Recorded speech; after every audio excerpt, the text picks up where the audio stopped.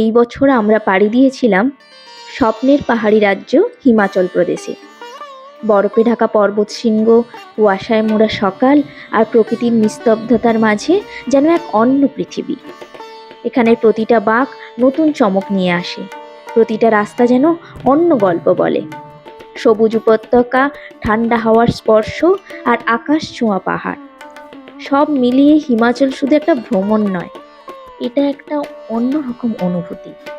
দূরে তুষার ঢাকা শিখরগুলো রোদে ঝলমল করে, পাইন গাছের সারি নীরবে দাঁড়িয়ে থাকে পথের দুধারে। শহরের কোলাহল থেকে বহু দূরে এখানকার প্রতিটা মুহূর্ত ছিল নিখাত প্রশান্তি আর নতুন অভিজ্ঞতায় ভরা। পাহাড়ি নদীর কলকল ধ্বনি মনটাকে অদ্ভুত শান্তিতে ভরিয়ে দেয়।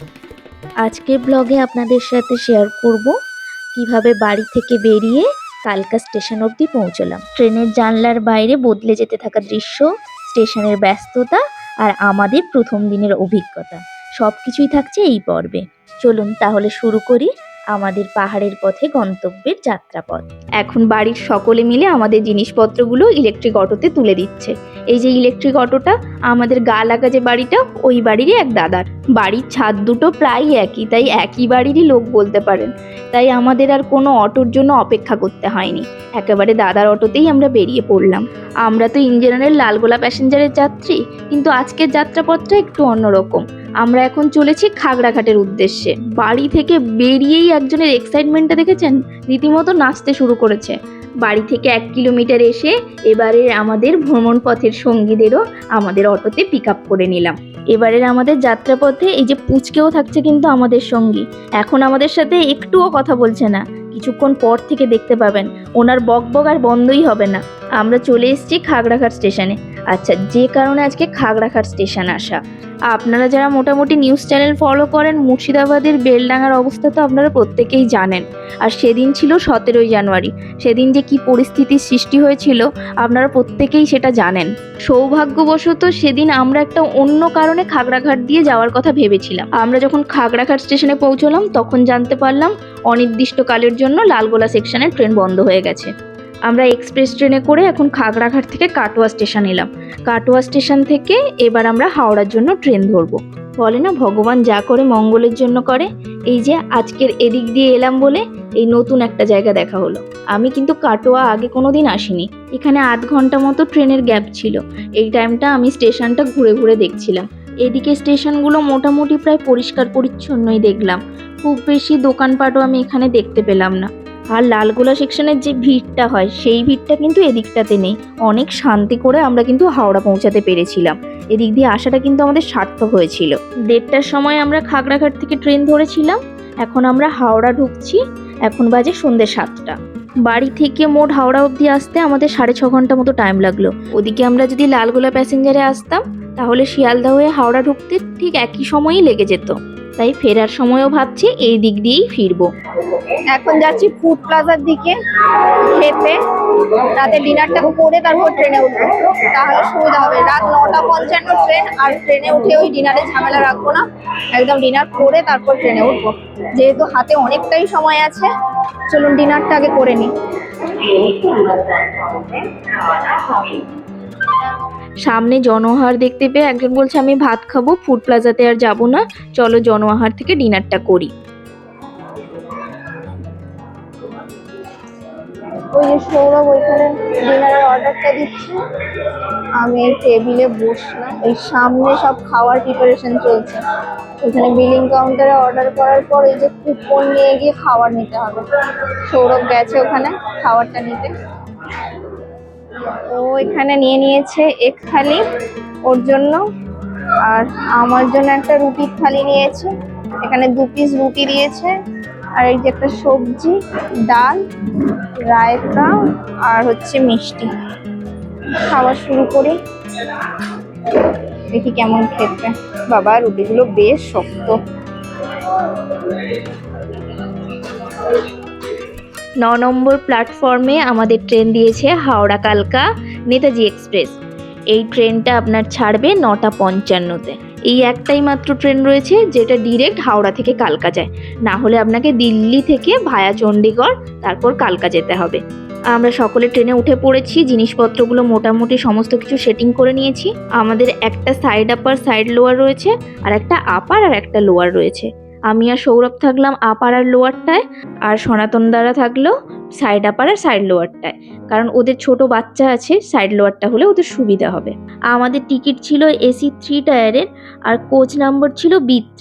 ট্রেনটা মোটামুটি পরিষ্কার পরিচ্ছন্নই ছিল।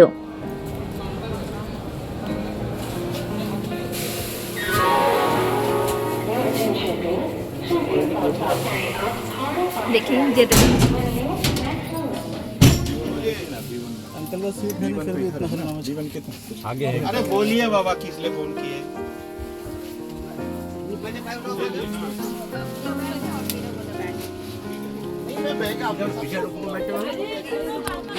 আমাদের ট্রেন অন টাইমেই হাওড়া স্টেশন ছেড়ে বেরোলো, আর আমরা ট্রেন ছাড়ার সাথে সাথেই লুডো নিয়ে বসে পড়েছি। প্রথমে ভেবেছিলাম ট্রেনে উঠেই শুয়ে পড়বো, যেহেতু সারাদিনের জার্নি আছে, কিন্তু ট্রেনে এত হইচই হচ্ছিল, সবাই ব্যাগপত্র সেটিং করা এদিক ওদিক করছিল এত বেশি, তো আমরা কেউ শুতেই পারছিলাম না। তাই সকলে মিলে একদম লুডো খেলা হলো।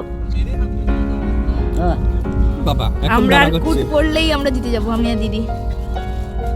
আমাকে কেউ চালতে দিচ্ছে না, কি ব্যাপার? আরে আমারটা আমি চালবো।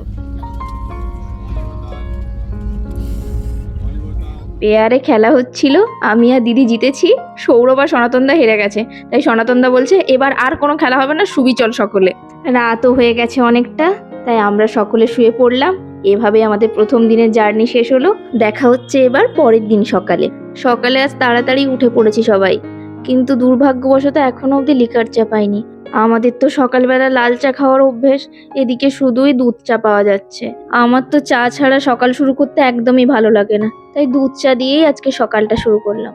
দুধ চা খাওয়া শেষ করেছি, দেখি লিকার চা আসছে। আমি আবার একটা লিকার চা নিলাম, সৌরভও একটা নিল, ও দুধ চাটা খায়নি তাই লিকার চাটা নিল। সনাতনদা এর মধ্যে বাপুজি কেক দিয়েছিল, ওটাই সকালে আমরা সবাই মিলে খেলাম। আয় আয় আন্টির কাছে চলে। চা খাবি তো আমার আন্টির কাছে চলে আয়।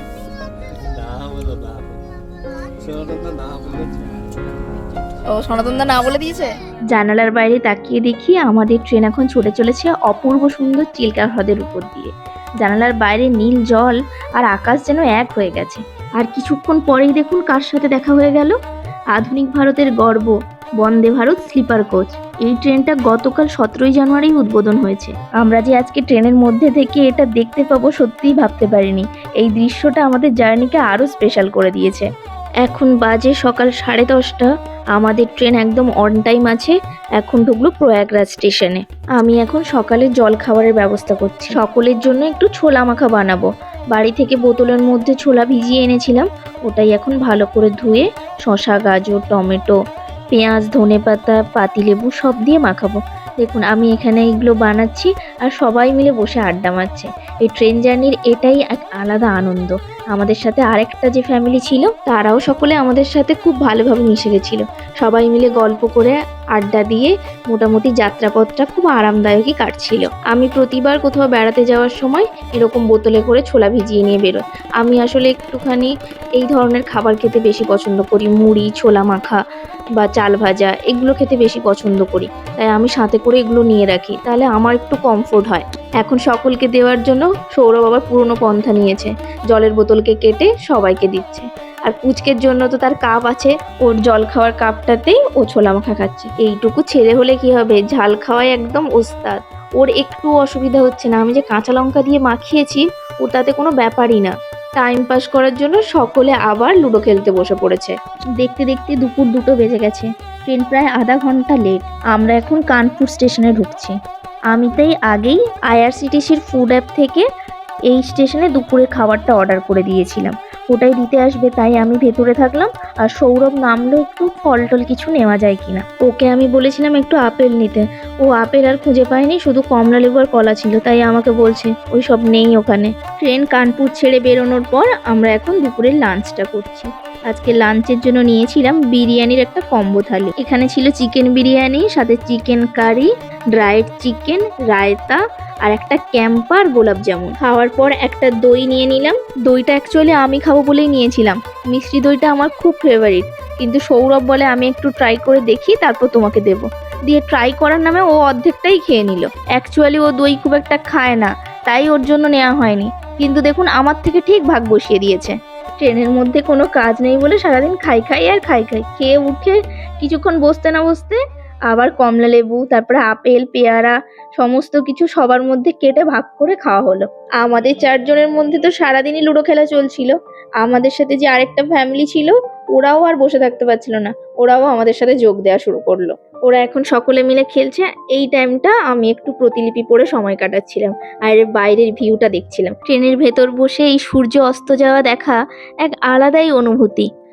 আজকে আর বেশিক্ষণ জাগবো না, ভোরে আমাদের ট্রেন থেকে নামা, তাই রাতের ডিনারটা আজকে তাড়াতাড়ি করে ফেললাম। আর বাইরে থেকে খাবার অর্ডার করলাম না, এমন সময় ট্রেন স্টেশন ধরবে তখন অনেকটাই রাত হয়ে যাবে, তাই এখন রাত 9:30 বাজে। ট্রেনের প্যান্টিকার থেকেই রাতের খাবারটা নিয়ে নিয়েছি। আমাদের সাথে আরেকটা যে ফ্যামিলি আছে তাদের 2টো বাচ্চা আছে, সবাইকে ওরা ডিনার করাচ্ছিল, তার জন্য আমরা দুজন উপরে উঠে গেলাম। উপরে বসেই রাতের ডিনারটা সারলাম। ডিনারের জন্য একটাই চিকেন থালি নিয়ে নিয়েছিলাম, দুজনে ভাগ করে এটাই খাবো।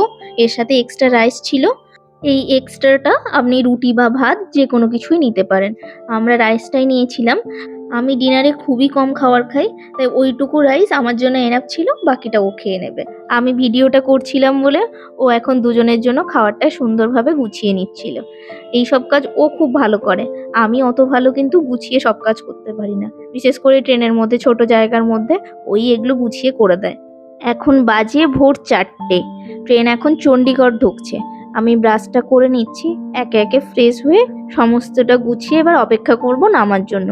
চণ্ডীগড়ে 1 ঘন্টার হল্ট থাকে, তারপরে গিয়ে আমরা কালকা পৌঁছবো। আমাদের ট্রেন কালকাতে 1 নম্বর প্ল্যাটফর্মে থেমেছিল, ওখান থেকেই আমরা ওভারব্রিজ করে 5 নম্বর প্ল্যাটফর্মে যাচ্ছি। 5, 6 এই প্ল্যাটফর্মগুলোতে টয় ট্রেনগুলো দেয়। এখন 5:39, আমরা কালকায় নেমে গেছি।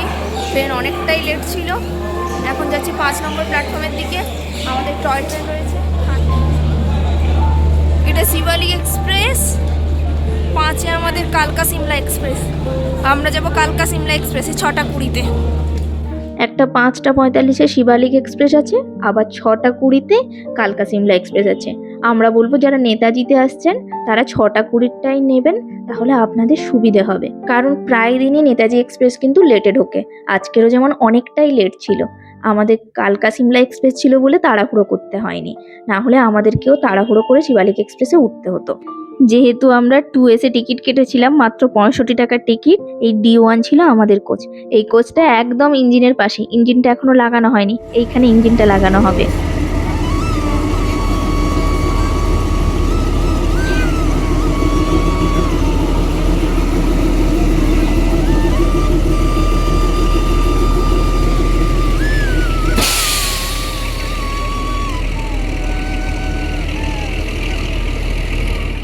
এই যে এখন আমাদের চোখের সামনে দিয়ে শিবালিক এক্সপ্রেস তার গন্তব্যের জন্য বেরিয়ে পড়েছে।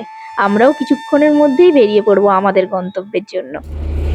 সকালে চাটাও এখনো অবধি খাওয়া হয়নি, তাই আমরা চলে এলাম এইখানে দাদার কাছে চা খেতে। দাদাকে বলেছি লিকার চা বানিয়ে দিতে, দাদা বানিয়ে দিক, আমাদের হাতে এখনো সময় আছে। চা খেয়ে তারপর ট্রেনে উঠবো। আজ তাহলে আসি, অপূর্ব সুন্দর এক যাত্রাপথের ভিডিও নিয়ে আসছি পরবর্তী পর্বে। কালকা থেকে সিমলা যাওয়ার এই টয় ট্রেনের জার্নি এর চিরস্মরণীয় এক ঘটনা। আজকের ভিডিও আপনাদের কেমন লাগলো অবশ্যই কমেন্ট করে আমায় জানাবেন, আর যদি ভালো লেগে থাকে একটা লাইক করে নিজের পরিবার পরিজনের সাথে শেয়ার করে দেবেন, আর অবশ্যই সাবস্ক্রাইব করে আমার পাশে থাকতে ভুলবেন না কিন্তু। তাহলে আসি, অসংখ্য ধন্যবাদ ভিডিওটি দেখার জন্য।